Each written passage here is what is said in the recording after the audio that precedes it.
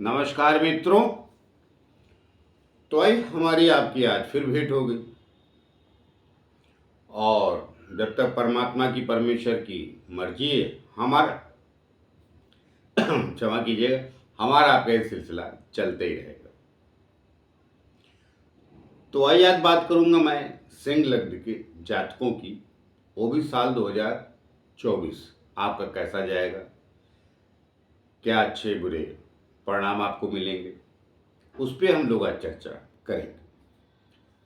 जैसा आप बोर्ड पे देख रहे हैं कि मैंने ऊपर लिखा है लग्न और ये 5 नंबर। तो 5 नंबर जो राशि अर्थात 5 नंबर की जो संख्या आती है वो सिंह लग्न के जातकों के लिए होती है। तो यहाँ सिंह नहीं लिखा है मैंने, और बोर्ड में जगह नहीं रहती, भर जाता है लेकिन मैं आपको कह रहा हूँ कि सिंह लग्न के जातकों की बात कर रहा हूँ साल 2024 की। और चंद्रमा भी आपका यही है, ओरिजिनल कुंडली में। ये तो गोचर का लिखा मैं, उस दिन चंद्रमा यहीं रहेगा। ओरिजिनल कुंडली में भी सिंह लग्न सिंह राशि है तो सोने पे सुहागा है। लेकिन अगर आपका चंद्रमा कहीं और बैठा है, लग्न आपका सिंह, चंद्रमा 12 राशियों में कहीं भी बैठा है, मिथुन लग्न है, मीन लग्न है, धनु लग्न है, कन्या लग्न है, अर्थात चंद्रमा जहाँ बैठता है, सॉरी लग्न बोलो, वो राशि, चंद्रमा जहाँ बैठता है तो वो राशि हो जाती है, लग्न आपका सिंह।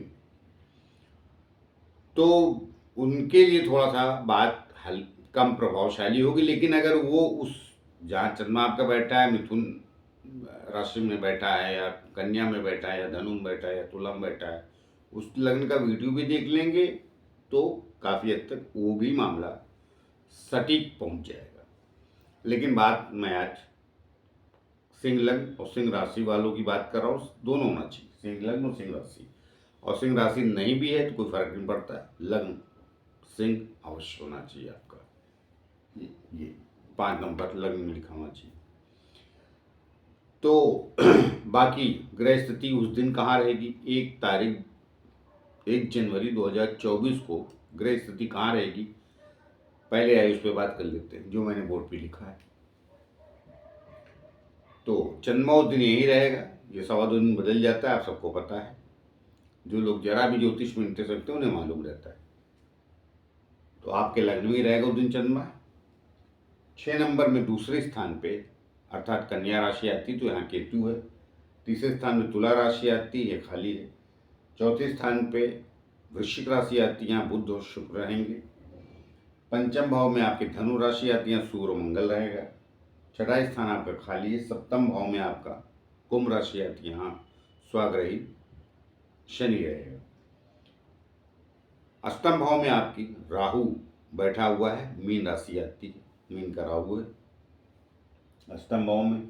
नवम भाव में गुरु की राशि है, माफ कीजिएगा, मंगल की राशि आती है मेष, वहाँ गुरु बैठा है। दसम भाव आपका वृषभ राशि है, ये खाली है। 11वां स्थान भी मिथुन राशि है, खाली है। 12वां स्थान भी कर्क राशि आती है, वो भी खाली। तो ये तो आपको उस दिन ग्रह आएंगे। तो आइए आगे मैं आपके सारांश का प्रेडिक्शन कर दूं कैसा साल आपका जाएगा। आगे बढ़ूँ उसके पहले छोटी सी प्रार्थना और भी करता हूँ आप सबसे कि जो लोग हमारे चैनल सब्सक्राइब नहीं किया कृपया कर लीजिए, उससे हमें बल और शक्ति मिलती है जो आप लोगों के द्वारा ही आती है। तो आइए अब देखिए, तो चंद्रमा तो 100 दिन बदलता है, इसके विषय में क्या बात करें। 12वें स्थान का स्वामी है आपका, तो कोई विशेष इशू नहीं है। गोचर चंद्रमा का प्रभाव डालता है हर 2.25 दिन में, 3 दिन में ही, मगर तब जब वो शनि राहु से डिस्टर्ब हो विशेष रूप से, तो कभी मन उदास कभी प्रसन्न नहीं है। मतलब आपके क्या बोलते हैं, मंगल से दृष्ट है तो उस दिन प्रसन्न, गुरु से दृष्ट है प्रसन्न, शनि राहु से रहता है तो बेवजह की कोई बेचैनी रहती हो, तो 30 दिन में 10 दिन तो रहते ही सबके, आप अकेले के नहीं। चलिए, केतु यहाँ बैठा दूसरे स्थान पे। केतु और राहु पूरे साल आपके यहीं रहने वाले हैं 2024 में। शनि महाराज आपके कुंभ राशि में बैठे सप्तम भाव में, ये भी साल भर यहीं रहेंगे। बाकी बुध शुक्र जैसा आप लोगों को मालूम है बदलते रहते हैं। मंगल भी बदलता रहा, सूर्य हर महीने बदलता है, उसकी भी तारीख मध्य है जनवरी, मतलब 15 जनवरी को सब फिर बदल जाएगा, आगे आ जाएगा। तो उसे आपको पता ही है कि वो बीच के 15 तारीख को, 16 तारीख को बदलता रहता है। कुछ महीने 16 को, कुछ महीने 17 को भी, और ना अन्यथा 15 से 17 के बीच में बदल ही जाता है। कहने का मतलब ये, जैसे पहले मकर संक्रांति एक फिक्स हुआ करता था, 14 जनवरी को सूर्य बदल जाता था, मगर अब फिक्स नहीं 14 जनवरी, 15 को भी पड़ती मकर संक्रांति। उतना पोर्शन पृथ्वी या सूर्य का जो भी है भौगोलिक दृष्टिकोण से आगे पीछे हुआ है। तो अब आपका साल कैसा रहेगा उस पर बात करते हैं। देखिए, सबसे पहले तो देखिए, लग्नेश और कर्म स्थान से ही आपका गोचर पकड़ा जाता है, और बाकी आपकी तो जो ओरिजिनल कुंडली है वही सत्य बताती है, मगर गोचर ही अवश्य बताते हैं कि ये ग्रह यहाँ बदल रहे हैं। तो अगर उन्हीं ग्रहों की दशांतर दशा चल रही है तो वहाँ ज़्यादा प्रभावशाली हो जाते हैं। अर्थात आपको 10 रुपये का प्रॉफिट होना था तो कई बार 15 का हो जाता है, कई बार 20 का हो जाता है। अब वो ओरिजिनल कुंडली आपकी कितनी ताकतवर है ये तो आप देख लीजिए। मैं बात यहाँ 24 की कर रहा हूँ। तो देखिए, आपका साल अच्छा जाएगा, और साल की शुरुआत तो निश्चित रूप से अच्छी जाएगी। कारण आपका जो लग्न का मालिक है सूर्य, वो कहाँ बैठा है? पंचम भाव। और जो मंगल है आपके लग्न में बहुत अच्छे परिणाम देता है, चौथे का और भाग्य स्थान का स्वामी है। वो कहाँ है? सूर्य के साथ, आपके लग्नेश के साथ। और दृष्टि दृष्टि किसकी मिल रही? आपके गुरु की, 9 भाव से, और मंगल की ही राशि में गुरु भी बैठे हैं। बस थोड़ी तकलीफ ये है कि शनि भी से देख रहा है। तो क्या है कि जब शनि दृष्टि डाल देता है गुरु पे, तो देखिए, गुरु आपके लग्न में, 2-3 लग्नों में, चलिए आपकी बात कर रहा हूँ, बाकी लग्नों की चर्चा नहीं, कुछ लग्नों में गुरु निश्चित रूप से आर्थिक मामलों का कारक हो जाता है। आपके भी लगन में होता है, वृश्चिक लगन में तो विशेष रूप से हो जाता है, लेकिन आपके लगन में भी रहता है। कारण देखिए, ये पंचम का और अष्टम का भी स्वामी हो जाता है। तो अष्टम का स्वामी होगा कोई बात नहीं, इधर पंचम का स्वामी, ये स्थान जो होता है ना, यहाँ से तरक्की, विद्या, धन सब देखा जाता है। लक्ष्मी स्थान बोलते हैं ना 2 त्रिकोण को, 5वें 9वें स्थान को लक्ष्मी स्थान बोलते हैं, और केंद्र को विष्णु स्थान। ये कर्म करना सिखाते हैं, मगर प्राप्ति इधर से होती है त्रिकोण से, इसलिए केंद्र त्रिकोण का राज्य बहुत महान माना जाता है। तो अब ये केंद्र में तो बैठा है शनि, मगर आपके लिए बहुत ज़्यादा यहाँ बैठ के भी फलदायी होता नहीं, क्योंकि लग्न में दृष्टि डालते इधर भी डालता है, तो और ऊपर से इधर गुरु को देख रहा है, मगर वो है तो अपना। लेकिन ये गुरु शुभ है, कारण क्या है कि मंगल भी आपका अच्छा है। तो मंगल आपका अच्छा होने की वजह से साल की शुरुआत बहुत बढ़िया जाने वाली है। और ये 2 शुभ ग्रह यहाँ भी बैठे हैं, तो बुध सरक के 5-6 तारीख को इधर आ जाएगा, मगर शुक्र रहेगा, तो वो कर्म स्थान का मालिक हो, तो कर्म स्थान पे दृष्टि देगा। तो सिंह लगन वालों के लिए साल की शुरुआत बहुत बढ़िया होगी, और बाद में मंगल की पोजीशन बेहतर ही रहेगी। देखिए, यहाँ आएगा छठा मंगल उच्च का, कोई बुराई नहीं है, छठा मंगल उच्च का खराब फल नहीं देता, फिर गुरु पे दृष्टि डालेगा, गुरु को बलवान बनाएगा। बाद में इधर कुंभ राशि में आएगा, फिर मीन राशि में आएगा, तो मीन राशि में भी अष्टम के जाके को खराब फल नहीं देगा, क्योंकि भाग और सुख स्थान का स्वामी है। मंगल आपकी कुंडली में बहुत अच्छे परिणाम देता है, सिंह लगन वालों की और कर्क लगन वालों, दोनों लगनों में। और गुरु अवश्य शनि से दृष्टि है, तो कुछ रुकावटों के साथ आपका काम बन जाएगा, अर्थात कुछ रुकावटों के साथ आपका आवक, तरक्की, ये सब जो रुकेगी हो जाएगी। शनि की दृष्टि है तो रुकावट तो आएगी, वो सब बदल नहीं सकता कोई। शनि महाराज का काम ही यही, शनै शनै अर्थात धीरे धीरे। तो धीरे धीरे मतलब क्या, रुकावट आ जाना। बाद में गुरु आपका बदल के यहाँ आ जाएगा 1 मई 2024 को, अप्रैल तक नहीं रहेगा, फिर यहाँ आ जाए, तो वहाँ भी आगे गुरु अच्छा है। फिर आपको शुक्र की पोजीशन देखनी पड़ेगी, कर्मेश की।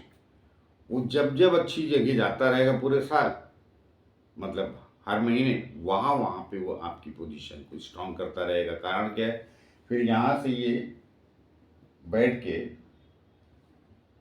क्या बोलते हैं, ये गुरु जब वृषभ राशि में आ जाएगा तो ये चौथे स्थान को दृष्टि देता है, सुख स्थान को, फिर आपके ये धन स्थान को भी दृष्टि देता है। तो वहां से थोड़ी आवक और अच्छी होने का चांस है, लेकिन उसमें ये ध्यान रखना पड़ेगा कि शुक्र कहाँ गया, किन किन स्थानों पे है गोचर में, वो विशेष मायने रखता है। और बाकी आपकी ओरिजिनल उल्टी, तो अब ये सब प्रभाव कब देंगे, मंगल बुध शनि सबकी बात तो कर दी मैंने। ये देखिए आप अपनी ओरिजिनल कुंडली में झाँक लीजिए, किसकी दशा चल रही, कौन अंतर दशा में, तो उन कालखंड में जब जब ये प्लेनेट की पोजीशन सही खराब आती रहेगी तो वैसे प्रभाव में वृद्धि हो जाती है। ओवरऑल गोचर जो दिख रहा है आपके लग्न का वो खराब बिल्कुल नहीं दिख रहा है, क्योंकि मंगल की पोजीशन और गुरु की पोजीशन अच्छी होने वाली, शनि पे ही रहने वाला है। देखिए मंगल यहाँ निकलेगा, फिर यहाँ आए, फिर यहाँ आए, फिर यहाँ आए, फिर यहाँ आए, फिर यहाँ आएगा, तो राइट साइड में बढ़ता ही जाएगा मंगल। तो मंगल भाग और आपके सुख का कारक है। और फिर ये शुक्र कर्मेशन यहाँ आएगा, बाद में फिर इधर आएगा, छठा खराब होता है इधर आएगा, ठीक। तो वो जो कर्म स्थान का स्वामी शुक्र, तो अब वो तो मैं हर महीने वीडियो बनाऊंगा, वो स्थिति बताता रहूँगा, लेकिन जो मुझे ओवरऑल दिख रहा है आपका साल वो अच्छा दिख रहा है। शनि भी स्वाग्रही तो है, सप्तम में बैठा है, मारा फल देता है, लेकिन एक आयु वाली जिनकी एक आयु हो चुकी है, एटलीस्ट 36 क्रॉस कर गए या 42 क्रॉस कर गए, उनके लिए इतना बुरा प्रभाव नहीं देगा। यंग जनरेशन को अवश्य थोड़ी कष्ट देगा, जैसे कि पढ़ाई लिखाई में मन नहीं लगेगा, नई नौकरी लग गई है, 24-25 वाले 26 वाले हैं तो उनको लगता है कि नौकरी छोड़ते हैं, यहाँ जम नहीं रहा मामला, तो वो सब ना करें तो बेहतर, अभी जहाँ हैं वहीं रहें। बाद में अप्रैल के बाद आपको उसी स्थान पे कुछ न कुछ प्रतिफल मिलना शुरू हो जाएगा, जब वो गुरु बदल के वृषभ राशि में चला जाएगा। तो शनि की दृष्टि में जब गुरु रहता है तो पीड़ित रहता है, तो पीड़ित रहने क्या उदासीनता देता है, क्योंकि आप जो सोच रहे हो होता कुछ नहीं, हर काम में देरी होने लगती है, फिर आप परेशान होने लगते हैं। और सिंह लग्न वाले थोड़े उग्र भी होते हैं, मतलब जल्दी क्रोध में आते हैं, ऊपर से इनको इज्जत बहुत चाहिए होती है, जरा सा भी किसी ने की बेइज्जती की तो भले ही वॉचमैन है मगर ये तुरंत के फिर छोड़ देते हैं तो कहीं अच्छी पोस्ट में तो कहीं नहीं किया इसलिए ज़्यादातर ये फौज बहुत ज़्यादा पसंद करते हैं, इसलिए पट्टी राजनीति में बहुत कम खाती। खैर वो मैं सिंह लग्न के विषय में चलिए अभी इतनी बता दिया तो आगे भी समझ ही लीजिए। तो इस मिजाज के होते हैं आप लोग, तो थोड़ा समझौते का आदत डालिए। लोकतंत्र तो शनि लोकतंत्र के कारक, न्यायाधीश थे, तो ज़्यादा वो गुस्सा वो सब करते हैं तो फिर ये तकलीफ देते हैं। क्या है कि ये इधर तीसरी दृष्टि से जरा रुकावट कर ही देते हैं, इसीलिए शनि मंदिर में भी आप जाइए तो लोग क्या कहते हैं, शनि महाराज की आंखों में मत देखिए, पैरों की तरफ देखिए, दृष्टि ठीक नहीं होती इनकी, और ये फैक्ट है, सदियों से ये सच था, आज भी सच है और आगे भी रहेगा। कम से कम एक आयु तक तो बिल्कुल नहीं होती जब तक उस सामने वाले का मुंह मिजाज ठंडा ना हो जाए इसलिए बोला कि एक आयु के बाद थोड़े से प्रभावशाली बेहतर हो जाते हैं। तो कुल देके साल आपका हमें बहुत खराब कह रहे हैं, बहुत अच्छा दिख रहा है। कुछ महीने आपको विशेष रूप से तरक्की के मिलेंगे, जैसे शुरुआत में मिल जाएगा महीना जनवरी फरवरी, फिर ये मंगल यहाँ आएगा तो अच्छा है। उच्च का तो इसका स्वामी भी कहाँ गया, उससे दूसरा, तो अच्छा मिल जाएगा। मार्च अप्रैल तक भी थोड़ा सा बीच में अष्टम में जाएगा, फिर उसके बाद फिर आगे अपनी राशि में चला जाएगा। तो कहने मतलब जनवरी फरवरी मार्च का 8 महीने बीच में अप्रैल थोड़ा 19 भी, तब तक गुरु बदल जाएगा, फिर मंगल भी चेंज हो जाएगा, मेष राशि वगैरह में आ जाएगा। वो तो आगे मैं बताता रहूँगा हर महीने का। कुल लेकर मुझे अच्छा दिख रहा है, क्योंकि मंगल आपके सुखेश और भाग्येश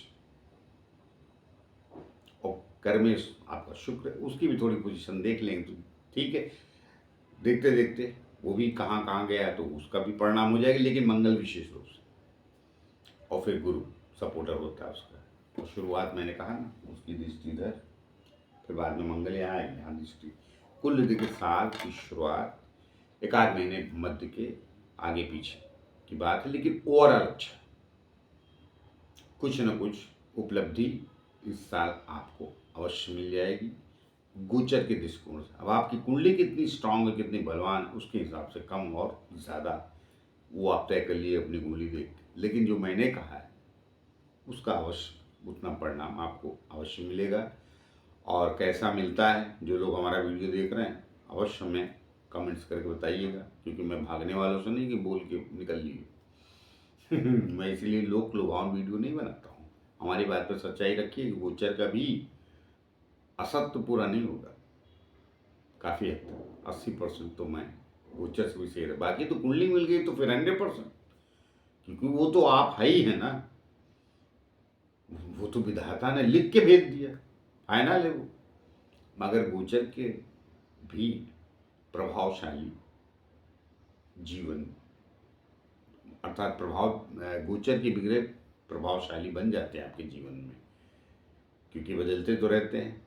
फिर कुंडली में कौन सा ग्रह अच्छा बैठा है, कौन सा खराब बैठा है, उसके मतानुसार आपको अच्छे बुरे फलों में वृद्धि और कमी का जो सवाल आता है वो गोचर से आता है। तो मिलते हैं किसी और नए विषय को लेके, तब तक के लिए आज्ञा दीजिए। जाते जाते फिर से प्रार्थना है कि जिन लोग हमारे चैनल सब्सक्राइब नहीं किया कृपया कर लीजिए, उससे हमें बल और शक्ति मिलती है जो आप लोगों के द्वारा ही आती है। तो मिलते हैं, नमस्कार।